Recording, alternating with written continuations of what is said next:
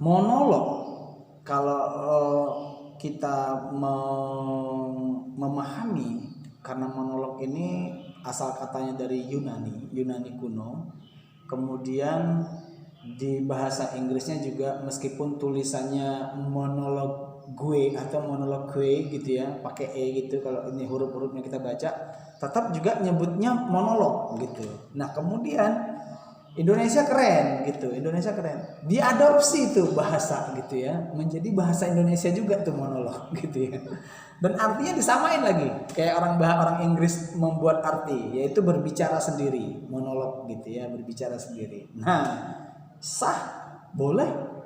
Monolog memang artinya salah satu, karena itu sudah menjadi konvensi bahwa berbicara sendiri gitu. Tapi kalau kita telusuri lebih dalam, ternyata waduh, ini ternyata kita harus bisa membedakan monolog dan pentas monolog. Nah, karena ada pementasan tadi gitu ya, yang membedakan monolog dengan pementasan monolog. Nah, kalau pementasan berarti harus ada yang ditampilkan.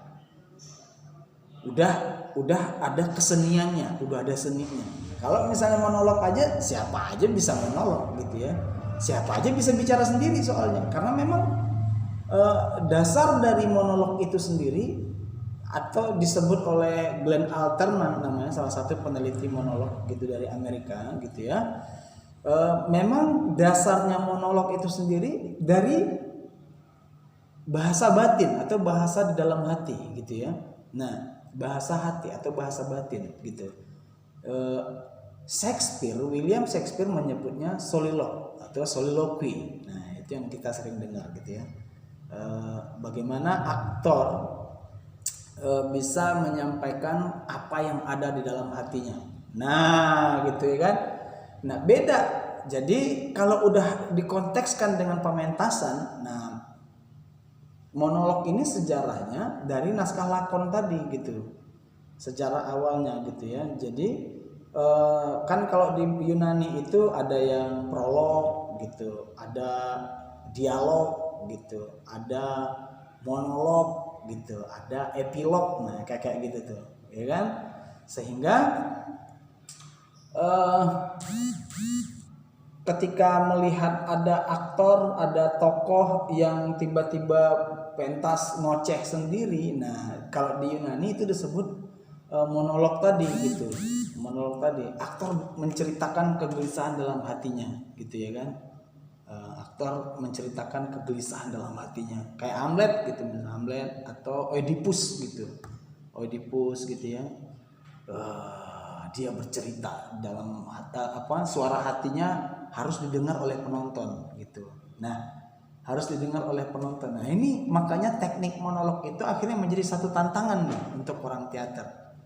Nah, coba aja kita berbisik dalam hati, kemudian bisikan itu kita ungkapkan lagi, dan kemudian itu bisa didengar oleh banyak orang gitu. Nah, bagaimana tingkat kewajarannya atau tingkat menyentuhnya? Ketika kita ngomong dalam hati gitu, kita bisa, omongan dalam hati kita bisa menyentuh hati kita sendiri. Tapi ketika kita mengucapkan apa yang ada dalam hati kita, apakah yakin orang-orang yang mendengar sama seperti kita yang mendengarkan hati kita berbisik? Di sini tantangannya gitu ya. Tantangannya bermonolog itu di sini, pentas monolog terutama tantangannya di sini gitu. Makanya saya akan coba nanti untuk melakukan satu demonstrasi kecil tentang monolog gitu ya. Ini juga saya menyapa dulu, ada Bahir gitu. Halo Bahir. Ada Zakaria. Woi, Zakaria ya. Halo, terima kasih sudah bergabung gitu ya. Waktu kita tinggal 15 menit lagi gitu ya. Oke. Saya akan mencoba dengan kondisi seperti ini, dengan di posisi seperti ini aja gitu ya. Ya, salah satu karakter monolog gitu ya, karena dia berkaitan dengan tokoh gitu. Karena di naskah lakon itu gitu ya, di naskah lakon itu misalnya kayak kita Hamlet gitu. Nah, ada momen ketika Hamlet dia tinggal sendiri. Terus Hamlet monolog. Hamlet curhat gitu ya. Nah, makanya esensi monolog itu, kalau pentas monolog itu diharapkan ada tokoh yang ditampilkan gitu ya. Ada karakter tokoh yang betul-betul diperkuat oleh aktor. Nah, gitu ya. Iya. Nah, di sini nanti bedanya pentas monolog dan seseorang monolog gitu ya. Nah, karena tetap kalau pentas monolog bagaimana aktor bisa melakukan seni acting. Nah, bukan hanya sekedar acting. Kalau acting kan semua orang bisa kan. Acting gampang lah, anak kecil aja bisa acting gitu loh. Lihat aja anak kecil, kadang-kadang untuk mencari perhatian ke orang tuanya dia acting gitu loh. Nah, kalau aktor kan beda gitu, harus ada seninya. Nah, gitu ya. Seni acting itulah yang dipelajari sampai saat ini. Oke, saya akan mencobakan satu repertoire pendek gitu ya. Saya akan monolog tentang seorang suami. Seorang suami. Saya mengutip cerita ini dari bukunya Dale Carnegie ya. Dale Carnegie juga salah satu seniman teater yang sekarang aktif, bahkan dia udah bikin komunitas atau bikin institut Dale Carnegie gitu ya. Bagaimana dia sibuk dengan memotivasi. Dia menggunakan teaternya untuk motivasi. Saya coba memainkan seorang suami gitu ya. Meskipun saya juga seorang suami, tapi ini saya mencoba memainkan seorang tokoh suami yang pernah saya lihat. Waktu itu dia curhat sama saya dan mengeluh gitu. Aku tak konsentrasi sih. Mengingat kembali waktu itu dia curhat sama saya.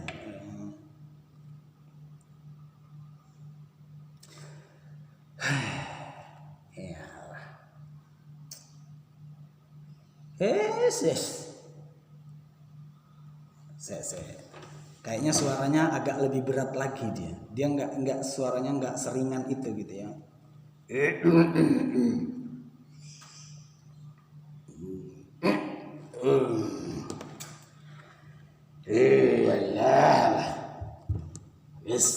Marai mumet, bikin pusing.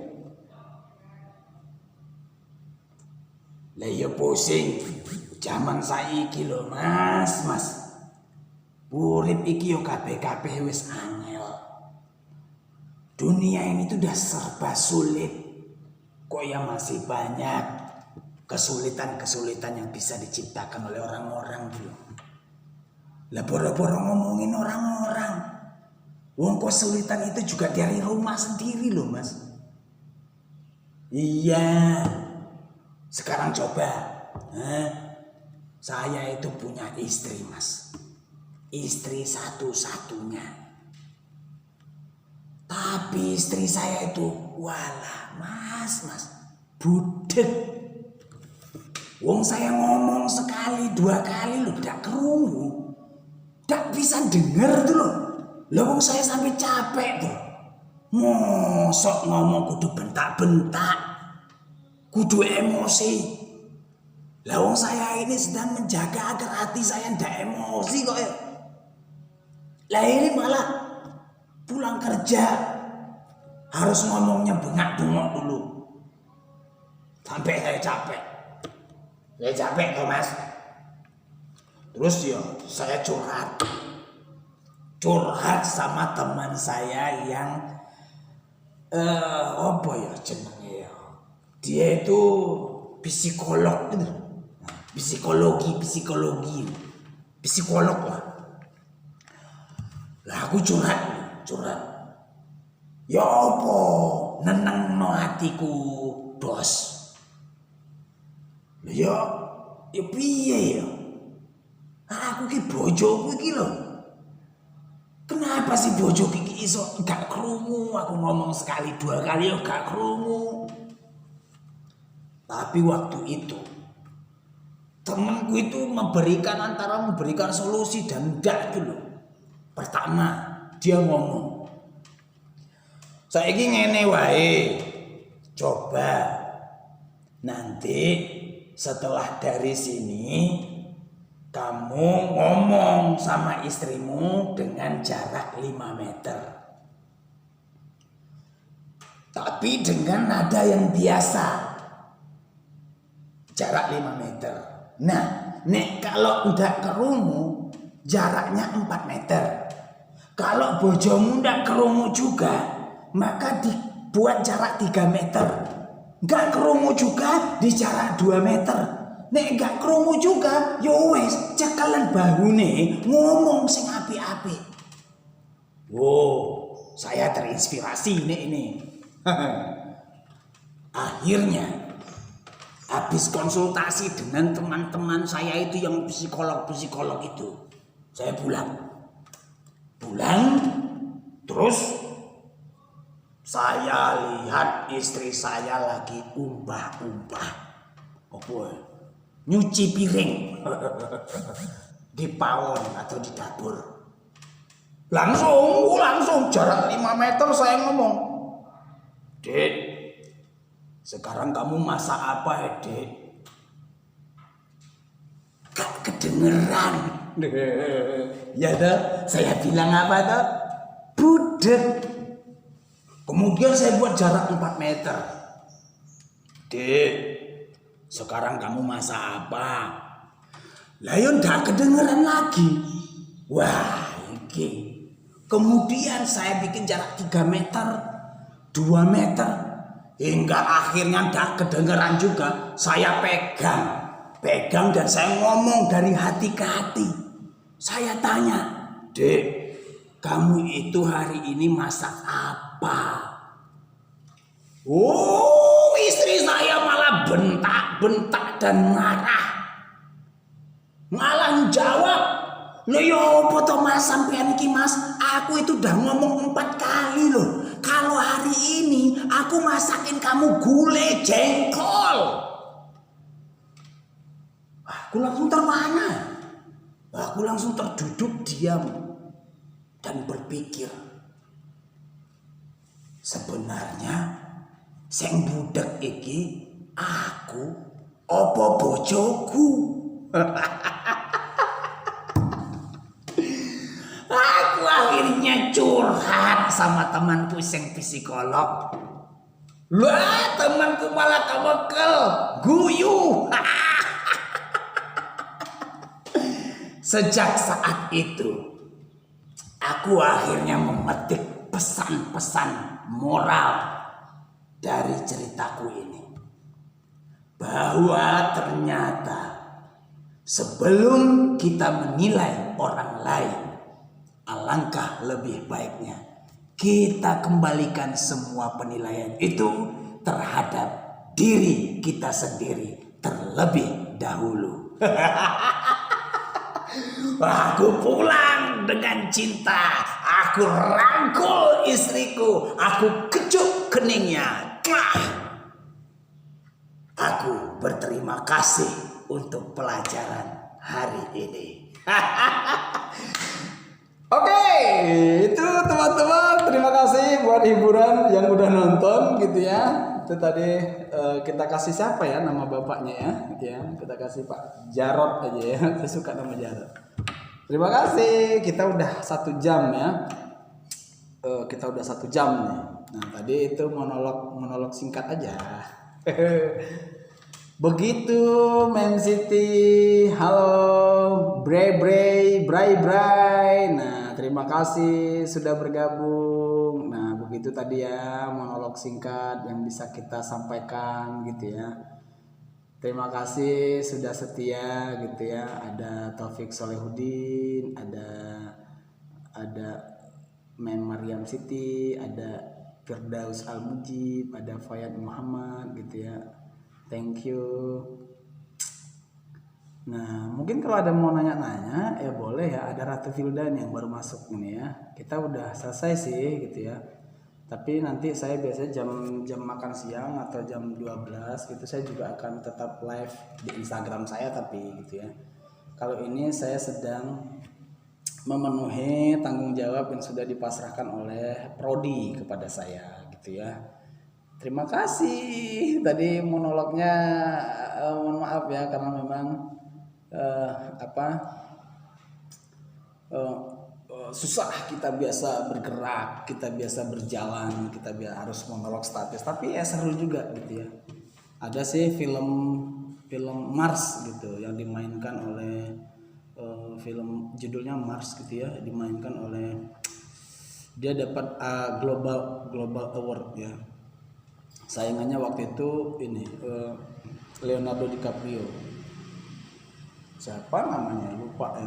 Nah itu monolognya malah ini nih, malah menghadap kamera itu tuh monolognya, dia curhat bagaimana suntuk dan stresnya dengan kondisi dia sendirian di Mars gitu ya. Iya. Oke, kalau memang ada pertanyaan teman-teman atau sahabat yang sudah ikut live di sini, saya persilahkan. Kalau memang tidak ada, kebetulan saya sudah 1 jam gitu ya, ngoceh sendiri ngalor ngidul gitu ya. Semoga aja ada yang bermanfaat, yang bisa diambil sebagai satu referensi ya syukur-syukur, yang bisa diambil sebagai satu pengetahuan ya syukur-syukur gitu ya.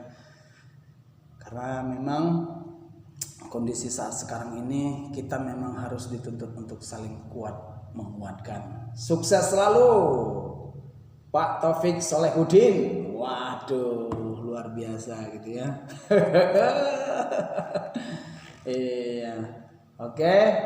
Kalau memang tidak ada apa yang kegelisahan dari sahabat-sahabat, kawan-kawan semua, tidak ada pertanyaan, tidak ada obrolan atau apa-apa lagi, saya rasa mungkin sudah selesai 1 jam ya, paling enggak. Pamflet yang sudah diedarkan oleh Prodi Teater sudah saya pertanggungjawabkan bahwa saya tetap hadir di media virtual ini. Saya tetap mengajak saudara-saudara semua sharing gitu ya. Alhamdulillah tadi juga bisa pentas tipis-tipis gitu ya, karena memang jujur ya gitu, jujur nggak puas sebenarnya ya, pentas kayak begini tuh nggak puas gitu. Kita nggak ketemu langsung itu tuh, aduh kayak gimana gitu ya, kayak gimana sih gitu ya. Biasanya kita bisa merasakan energi langsung, ini energi dari teman-teman, dari kawan-kawan yang ada di sini harus dibatasi oleh dinding ini gitu ya. Oke, itu yang bisa saya sampaikan sahabat Prodi Teater STKW Surabaya. Terima kasih untuk semangatnya. Alhamdulillah ya, banyak juga yang gabung ternyata ya. Saya pikir saya tadi sendirian, ternyata banyak yang menemani. Saya sangat berterima kasih sudah menemani saya di ruangan ini sendirian ngoceh gitu ya.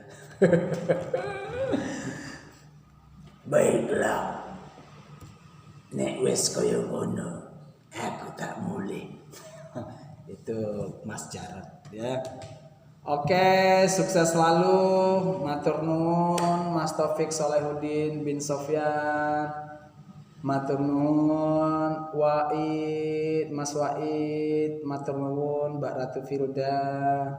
Matur nuwun iki Mas gitu ya. Bray, Mas Bray, Mem Siti, Mariam, Mas Zakaria, Mas Bahir, Mas Jarod. Terima kasih. Siapa lagi? Fayat Muhammad, Mator Sekelangkong, Pak Mujib Alfirdaus. Ya, terima kasih. Sekian yang bisa saya sampaikan. Billahi taufik walhidayah. Wassalamualaikum warahmatullahi wabarakatuh. Jeng jeng jeng jeng jeng jeng jeng jeng jeng jeng jeng.